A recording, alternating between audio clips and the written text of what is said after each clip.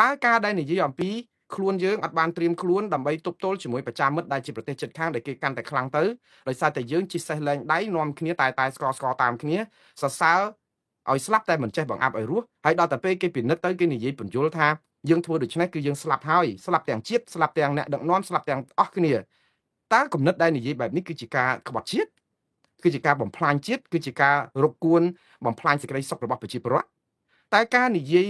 ដាស់តឿនក្រើនរំលឹកឬក៏រំលេចឲ្យឃើញថារដ្ឋាភិបាលប្រព្រឹត្តអំពើពុករលួយបពពួកនិយមខ្សែតាមក្រសួងមន្ទីរស៊ីរួមផ្ទៃក្នុងដែលធ្វើឲ្យរីងរៃរដ្ឋក៏រីងរៃគឺខ្សោះមានតែក្រុមគ្រួសារប្រមាណអ្នកនោះដែលធ្វើឲ្យជាតិយើងអត់ទៅមុខគឺធ្វើឲ្យប្រជាពលរដ្ឋរងទុក្ខខ្លោចផ្សាចំណាក់ស្រុកទៅធ្វើការនៅប្រទេសគេរាប់លានអ្នកតើការនិយាយបែបហ្នឹងគឺយើងដើម្បីឲ្យជាតិនេះលិចលង់ឬក៏ដើម្បីប្រាប់ថាកែទៅឲ្យវាមានភាពវិជ្ជមានទៅគឺអ្នកបានផលគឺពលករយើងមិនមានចំណាក់ស្រុក2លានអ្នកទេ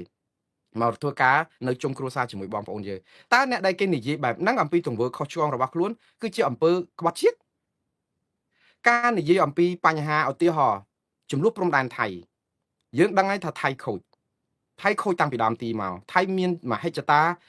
គ្រប់គ្រងដែនអធិបតេយ្យកម្ពុជាលួចទន្ទ្រានឈ្លានពានដីខ្មែរហ្នឹងតាំងពីសម័យយូរហើយរាប់រយឆ្នាំហើយមិនមែនតែមកលើអាឡាទេរហូតតតែអាណានិគមនិយមបារាំងដែលជាអាណាព្យាបាលហ្នឹងគឺទាមទារឲ្យខ្ចាក់ដីខ្មែរពីប្រមាណខេត្តមានសៀមរាបមានបាត់ដំបងមានស៊ីសផុនអីហ្នឹងគឺយើងដឹងតែតាមមិនចឹងជាការដោះដូរចុងក្រោយបានខេត្តត្រាតទៅថៃទៅដោយកោះគុតដោយអីទៅរញ៉េរញ៉ៃនៅឆ្លោះគ្នាអត់ចប់ហើយថៃហ្នឹងគឺមានមហិច្ឆតាបែបហ្នឹងហើយយើងនិយាយអំពីមហិច្ឆតារបស់ថៃក្នុងការឈ្លានពានដែនអធិបតេយ្យកម្ពុជាតែក្នុងពេលជាមួយគ្នានេះក៏យើងនិយាយអំពីអ្នកនយោបាយដ៏ស្មោកគ្រោកទាំងថៃទាំងខ្មែរ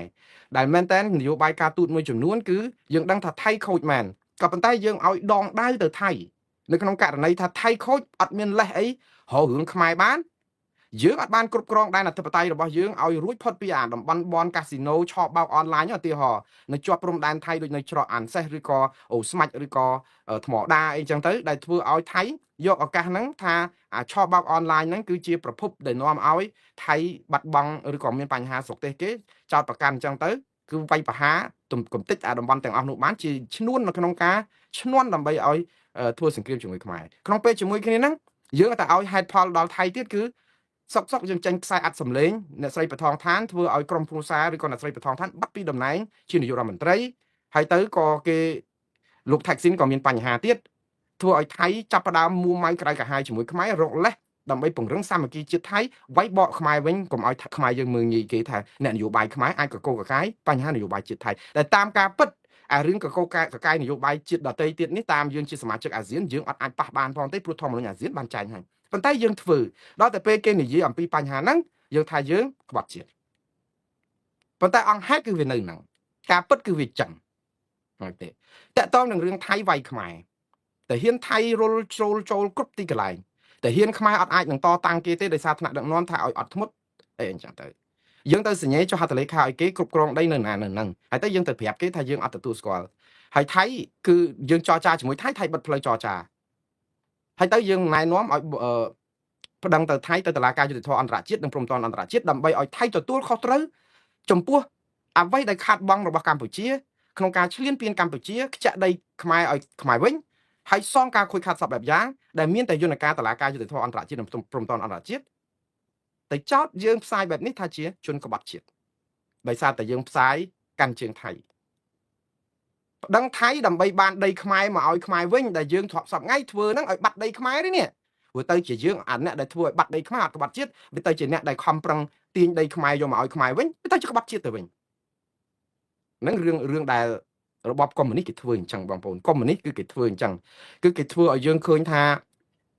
អ្នកណាក៏ដោយឲ្យតែនិយាយខ្ទាស់រដ្ឋាភិបាលអំពីចំណុចខ្វះខាតចំណុចអីគឺសុទ្ធតែក្បត់ជាតិព្រោះរដ្ឋាភិបាលកុម្មុយនីសគឺគេធ្វើយ៉ាងម៉េចមនុស្សនៅក្នុងប្រទេសហ្នឹងគឺនរណាក៏ដោយអត់អាចនិយាយអីបានទាំងអស់អំពីចំណុចខ្សោយរិះគន់រដ្ឋាភិបាលគឺអត់ទេព្រោះអ្នកឯងប្រឆាំងគេហៅថាតវ៉ាគឺខ្មាំងប្រឆាំងគឺខ្មោចនេះគោលនយោបាយខ្មែរក្រហមទេគឺស្អីក៏ដោយបាយ3ពេលគឺត្រូវតែជ័យយោបដិវត្តអង្គការមហាលូតផ្លោះមហាអស្ចារ្យមហាភ្លឺស្វាងត្រូវតែគ្រប់គ្រងអង្គការដ៏ភ្លឺស្វាងរបស់យើងតែបាយបបរ3ពេលព្រលឹមឡើងស្ទាបខ្លួនឯងមើលអូរស់បានមួយយប់ទៀតហើយរស់បានមួយថ្ងៃទៀតហើយព្រោះអីខ្លាចគេយកទៅបាយចោល តែទៅឲ្យប្រជុំជីវភាពហ្នឹងនៅតែបដិញ្ញាអង្គការអស្ចារ្យភ្លឺស្វាងតាបកាពះហ្នឹងគឺវារត់កូនឈឺស្កាត់ក៏មិនមានថ្នាំសង្កូវអីព្យាបាលហើយទៅយើងនៅតែអស្ចារ្យរហូតស្ថានភាពបែបនេះគឺប្រជាពលរដ្ឋត្រូវបានគេដកហូតព្រលឹងណាហើយនៅពេលដែលយើងបាត់ព្រលឹងគឺយើងបាត់ជាតិយើងហើយពេលដែលយើងបាត់ព្រលឹងគឺគេដកហូតព្រលឹងយើងបានគឺធ្វើឲ្យសត្រូវជាពិសេសសត្រូវបរទេសអាចឈ្លានពានយើងបានយ៉ាងងាយព្រោះយើងឆ្លោះគ្នាក្នុងគ្រួសារដូចស្រាតកាយាបង្ហាញញាតយើងឆ្លោះគ្នាក្នុងសង្គមជាតិដោយលៀតកំណប់ទ្របបង្ហាញឲ្យចោលចូលមកយកបានសែនចិត្តដូច្នេះអ្នកណាដែលនាំឲ្យសង្គមជាតិនេះបែកបាក់ធ្វើឲ្យបាត់ទ្របជាតិរបស់យើងឲ្យចោលអាចលួចបានអ្នកនោះឯងដែលចូលរួមចំណែកបំផ្លាញជាតិមិនមែនអ្នករិះគន់ណែនាំផ្សព្វផ្សាយឲ្យយើងកែកុំឲ្យជាតិយើងហែកគ្នាអញ្ចឹងដើម្បីឲ្យគេលួចយើងបានទេមិនមែនអញ្ចឹងទេអ្នកដែលការពារជួយទប់របស់ឥឡូវរបស់យើងបាត់ហើយបងប្អូនណាម៉ោងនេះអត់មានរឿងអីទៀតទេគោរួចបាត់ទៅហើយគោរួចហើយកុំមករករឿងអ្នកដែលខំប្រឹងអំពាវនាវធ្វើយ៉ាងម៉េចឲ្យបានគោមកវិញម្ចាស់គោអត់អាចនឹងគ្រប់គ្រងគោឲ្យចេញរួចបាត់ពីក្រោលទេឥឡូវយើងចាប់ផ្ដើមធ្វើលបងប៉ុន្តែគោរួចហើយអញ្ចឹងគេក៏ចាប់ផ្ដើមរិះគន់ប្រាប់ថាចោះហាត់អីពីមុនមិនព្រមធ្វើក្រោលធ្វើលបងឲ្យហើយមុននឹងគោរួចអញ្ចឹងយើងទៅរករឿងគេពីរឿងថាចាឥឡូវគេធ្វើលបងគេធ្វើក្រោលហើយហាត់អីក៏មករករឿងគេទៀតរឿងវាអត់មែនធ្វើក្រោលនៅពេលគោរួចយើងត្រូវធ្វើក្រោលមុនគោរួចប៉ុន្តែពីមុនគេប្រាប់មិនក៏អត់ស្ដាប់គេដែរគឺរករឿងគេអញ្ចឹងរហូតហើយអញ្ចឹងម៉ោងហ្នឹងគឺអ្វីដែលរដ្ឋាភិបាលចង់បានគឺត្រូវតែស្អំចិត្តនៅកាន់ជើងរដ្ឋាភិបាលគ្រប់ម៉ាត់ស្អីក៏រដ្ឋាភិបាលធ្វើត្រូវដែរព្រោះអីរដ្ឋាភិបាលចង់ឲ្យប្រជាពលរដ្ឋកម្ពុជាទាំងអស់ថាមូលមាត់ជាធ្លុងមួយនាំគ្នាប្រឆាំងថៃព្រោះថៃឈ្លានពានអ្នកណាមិនប្រឆាំងថៃគឺជាជនក្បត់ជាតិអ្នកណាមិនប្រឆាំងថៃគឺជាចារកម្មរបស់ថៃអ្នកណាមិនប្រឆាំងថៃគឺជាគិញសម្ងាត់របស់ថៃអ្នកណាមិនប្រឆាំងថៃគឺជាពូជក្បត់ជាតិអីចឹងទៅអានេះសាររបស់ឃោសនិករបស់គណៈបកកណ្ដាលអំណាចឬរដ្ឋាភិបាលនឹងគឺគេធ្វើអញ្ចឹងហើយគ្រោះថ្នាក់មែនតើព្រោះអីអ្នកទាំងអស់នេះត្រូវបានគេទិញក្បាលដើម្បីយកមកបន្សាបព័ត៌មានដើម្បីឲ្យបងប្អូនស្ដាប់ទៅគឺដូចថាក្រុមនេះឡើងមកវាយប្រហារអីអញ្ចឹងទៅនឹងថាអូក្បត់ជាតិរបស់គេអញ្ចឹងមែនប៉ុន្តែប្រជាពលរដ្ឋខ្មែរមិនល្ងងឆោតដល់ថ្នាក់ដែលស្ដាប់អស់លោកដែលបាតផ្សារពៀលាមួយថ្ងៃដូចអត់មានការងារអីធ្វើទេអីខ្ញុំកំពុងតែឆ្ងល់ថាម៉ោងហ្នឹងណាជាតិសាសន៍ខ្មែរយើងត្រូវមូលមាត់គ្នានរណាក៏ចង់បានដែរប៉ុន្តែអ្នកដែលមិនអាចឲ្យជាតិសាសន៍នេះមូលមាត់គ្នាមិនមែនប្រជាពលរដ្ឋខ្មែរទូទៅទេគឺមេដឹកនាំខ្មែរសប្ងៃងើបមួយវាយមួយបំផ្លាញគ្នាមិនដោះលែងគ្នាមិនលើកលែងអនុគ្រោះគ្នាលោកហ៊ុនលោកកម្មសខាហ្នឹងយកមកបន្លែងដោយកូនកដោមុនឆ្មាលេបចឹងវាយផ្ទះទៅឥឡូវហ្នឹងឲ្យនៅរត់បន្តិចទៅឆ្មានៅដេកចាំមើលនៅហ្នឹងចាំសកប់ដើម្បីស៊ីដង្ហើមចង្រិតយកគ្នាចេញពីយកគាត់ចេញពីផ្ទះឲ្យនៅគុកជាប់គុកក្នុងផ្ទះចេញមកក្រៅដូចយកសัตว์ចេញពីក្នុងទ្រុងហើយយកមកប្រហោះឲ្យហើប៉ុន្តែក្នុងពេលជាមួយគ្នាយកកស៊ូកងយកមករឹត 4-5 ជាន់ស្លាបហ្នឹងហើយបោះឡើងលើទៅដើម្បីថតឲ្យគេឃើញថាលោកកម្មសខាបានចេញពីទ្រុងហើយដល់បោះទៅធ្លាក់ខ្ពាកបាត់កកនៅដីព្រោះស្លាប់សัตว์ណាសំបីតែចេញពីទ្រុងមកហ្នឹងគឺវានៅក្នុងទ្រុងពិបាកនឹងប្រទះស្លាប់ផងត្រូវឲ្យរត់ដើរលើដីហ្នឹងហើបន្តិចបន្តួចទៅប៉ុន្តែនិស័យជាសัตว์បាក់សីឲ្យតែមានបើកមកទៅផ្ទះតែស្លាប់ហើប្រយ័យគាត់ថាវាមិនលឿនភ្លាមប៉ុន្តែហើទៅបានតែមកព្រឹកអីហ្នឹងគឺហើស្ទាត់ហើយយ៉ាងហោចណាស់ក៏ទៅទុំនៅលើចុងអាស័យដែរវាមិនមែនដើរដីធ្លាក់ឲ្យឆ្មាឲ្យឆ្កែនាំគ្នាខំនាំគ្នាអីទៀតចឹងទេព្រោះចងស្លាប់ជាប់កស៊ូហើយហ្នឹងហើយតែយើងប្រាប់ថាហ្នឹងគឺជាការផ្សះផ្សាជាតិ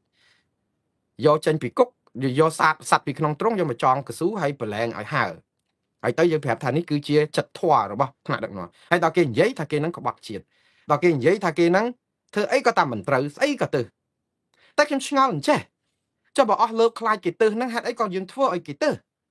ហេតុអីក៏មិនដោះលែងលោកកម្មសុខាហើយឲ្យគាត់មានសិទ្ធិសេរីភាពនយោបាយពេញទំហឹងដូចដើមវិញទៅថាអត់ទាន់សងសំណងជំងឺចិត្តដាក់គុកគាត់9ឆ្នាំដោយអយុត្តិធម៌ផងគ្រាន់តែឲ្យសេរីភាពនេះយើងចាត់ទុកថាមិនទាន់រួចខ្លួនផងឲ្យសេរីភាពធ្វើនយោបាយពេញលេញហើយទៅធ្វើបាបគាត់អញ្ចឹងទៀតហើយទៅឲ្យឃោសនិកគេនឹងនាំគ្នាឃោសនាជាយោមហាអស្ចារ្យមេដឹកនាំដ៏ប្រកបដោយទស្សពិតរាជធម៌មានមនុស្សធម៌អីចឹងលក្ខណៈអញ្ចឹងទៅវិជាការល្អហើយដែលពីមុនជាប់គុកនៅក្នុងផ្ទះអត់អាចគាត់ធ្វើអីបានឥឡូវអាចទៅជួបម្ដាយអីបានអាចអីចឹងគាត់ថាដូចខ្ញុំជម្រាបចឹងអ្នកនយោបាយដូចសัตว์ចឹង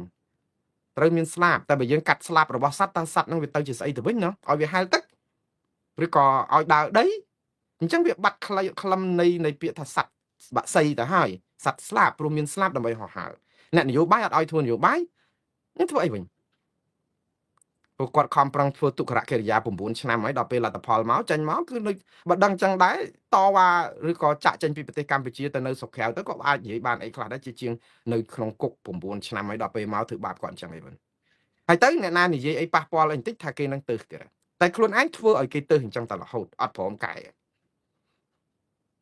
ហើយទៅបបួលគេថាពេលមានបញ្ហាជាមួយថៃយើងត្រូវនៅខាងខ្មែរខ្ញុំសនំពរបងប្អូនទាំងអស់គ្នាខ្មែរគ្រប់រូបនៅខាងខ្មែរល្អហើយយើងជាឈាមជ័រខ្មែរខ្ញុំអត់មានទៅជំទាស់បងប្អូនទេយើងការពារខ្មែរយើងឈាមយើងជាតិយើងពូជយើងគឺត្រូវតែការពារដាច់ខាតហើយដើម្បីសេចក្តីថ្លៃថ្នូរកិត្តិយសឯករាជ្យភាពអង់អាចក្លាហានភាពអស្ចារ្យនៃជាតិសាសន៍របស់យើងនៃពូជសាសន៍របស់យើងខ្ញុំលើកទឹកចិត្តឲ្យបងប្អូនការពារពូជយើងជាតិយើងសាសយើងអក្សរសាសយើងតម្លៃបេតិកភណ្ឌជាតិមរតកវប្បធម៌អត្តសញ្ញាណរបស់យើងការពារបងប្អូនប្រឹងខ្ញុំលើកទឹកចិត្តឲ្យការពារគ្រប់ពេលនៅក្នុងកម្រិតណាក៏ដោយត្រូវនិយាយលើកអំពី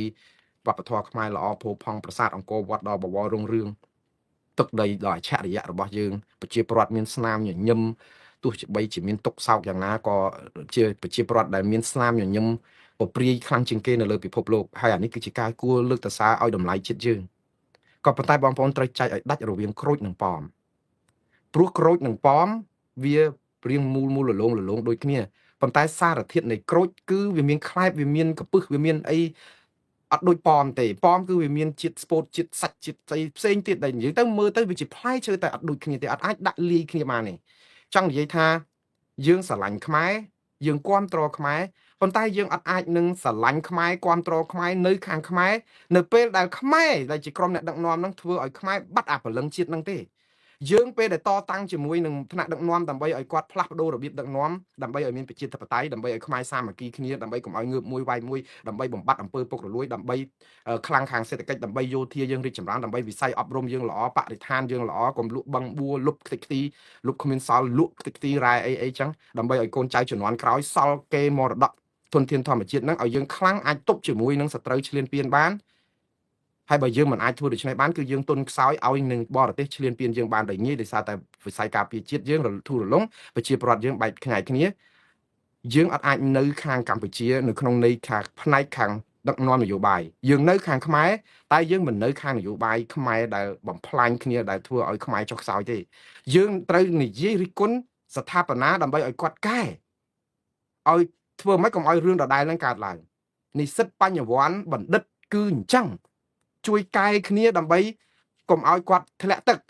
ហើយអញ្ចឹងខុសដែរយើងនៅលើឡានទាំងអស់គ្នាតកង់យើងដែលជាអ្នកបើករថយន្តក្រុងហើយគាត់បើកចាប់ផ្ដើមធ្លាក់ស្រែឬក៏រេចង្កូត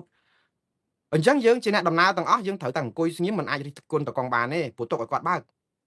ព្រោះយើងអត់មានសិទ្ធិរិះគន់តកង់ទេតើនេះឬជាភាពត្រឹមត្រូវព្រោះជីវិតយើងនៅក្នុងឡានហ្នឹងដែរហេតុអីបានយើងនិយាយរិះគន់តកង់អត់បានយើងថារិះគន់មិនបើយើងនៅក្នុងឡានហ្នឹងក្រែងយើងជិះនៅក្នុងហ្នឹងស្ងាត់ឲ្យស្ងៀមនៅមាត់ឲ្យស្ងៀមទុកឲ្យគេបើកបើគេបើកល្អគេបើកតាមផ្លូវត្រង់គេមិននិយាយទូរស័ព្ទគេមិនប្រព្រឹត្តអីផ្ដេសផ្ដាស់ផឹកស្រាហើយមិនដែលមានប្រវត្តិអីក្នុងការបើកលើសលបឿនឬក៏គ្រោះថ្នាក់ចរាចរណ៍ដោយការធ្វេសប្រហែសអាហ្នឹងវាមិនអីទេតែនេះតកង់ឡានមានបញ្ហាខ្សត់បែបយ៉ាងដែលជីវិតអ្នកដំណើរផ្ញើលើអ្នកបើកបរអុយបែរទៅជាឲ្យយើងនៅអង្គុយបួងសួងសុំឲ្យសុកទៅសុំឲ្យសុកទៅអត់អាចបួងសួងបានទេបងប្អូនព្រោះតកង់មានបញ្ហាសុខភាពតកង់មានបញ្ហាភ្នែកហើយរួមផ្សំនឹងការមិនគោរពច្បាប់ចរាចរណ៍ផងគឺបងប្អូនមកឡាននឹងក្លាប់ស្លាប់ទាំងអស់គ្នាតើជីវិតអ្នកដំណើរផ្ញើលើតកង់ឡានយើងត្រូវតែសរសើរតកង់ឡានអត់មានខុសគ្រប់បែបយ៉ាងហើយនិយាយរិះគន់គាត់គឺយើងក្បត់គេហៅដែលយើងជិះដោយសារគេសោះហើយយើងទៅរិះគន់គេបងប្អូនបើថាបើកល្អបើកអីត្រូវឲ្យអរគុណគេដែលបានជូនដំណើរយើងឲ្យមានសុវត្ថិភាពគោរពច្បាប់ចរាចរណ៍អីអញ្ចឹងទៅប៉ុន្តែបើមានបញ្ហាតើយើងនៅអង្គុយចាំស្លាប់ឬក៏យ៉ាងម៉េចខ្ញុំអត់យល់ដែរអញ្ចឹងអ្នករិះគន់គឺបងប្អូនខ្ញុំអត់ឲ្យបងប្អូនទៅនៅខាងថៃនៅខាងអីណាទេប៉ុន្តែឲ្យបងប្អូននៅខាងសច្ចធម៌នៅខាងយុត្តិធម៌ព្រោះសច្ចធម៌គឺយើងត្រូវមើលថាចំនួនព្រំដែនខ្មែរថៃគឺមិនមែនកើតឡើងឯងមកវាយព្រឹបគេវាយយកយើងបាន60កន្លែងជាងទៅមិនមែនអញ្ចឹងទេថៃក៏មិនមែនជាក្រាន់បើស្អីណាទេវាមានកត្តាភាពទន់ខ្សោយក្នុងផ្ទៃក្នុងជាតិរបស់យើងបានថៃមើលងាយហេតុអីបានពេលឥឡូវបងប្អូនអាចសួរបានហេតុអីបានថៃវាយខ្មែរពេលនេះហេតុអីថៃអត់វាយខ្មែរ20 30ឆ្នាំមុនឯងព្រោះចិញ្ចឹមចិត្ត តាំងពីសម័យប្តឹងខ្មែររឿងប្រាសាទព្រះវិហារ1949ណាណោះហេតុអីបានថៃក្រោយចាញ់ក្តីព្រះវិហារឆ្នាំ1962អីចឹងអត់ព្រមវាយខ្មែរគឺថៃគេកសាងកម្លាំងយោធាគេនិងផ្ទៃក្នុងថៃវាបែកបាក់ដែរវាអត់មានត្រូវគ្នាទេដល់អញ្ចឹងទៅគេចេះតែកសាងគេនាំគ្នាប្រឹងប្រែងតទៅទៀតចិញ្ចឹមចិត្តទន្ទ្រានឆ្លៀតពានដីខ្មែរ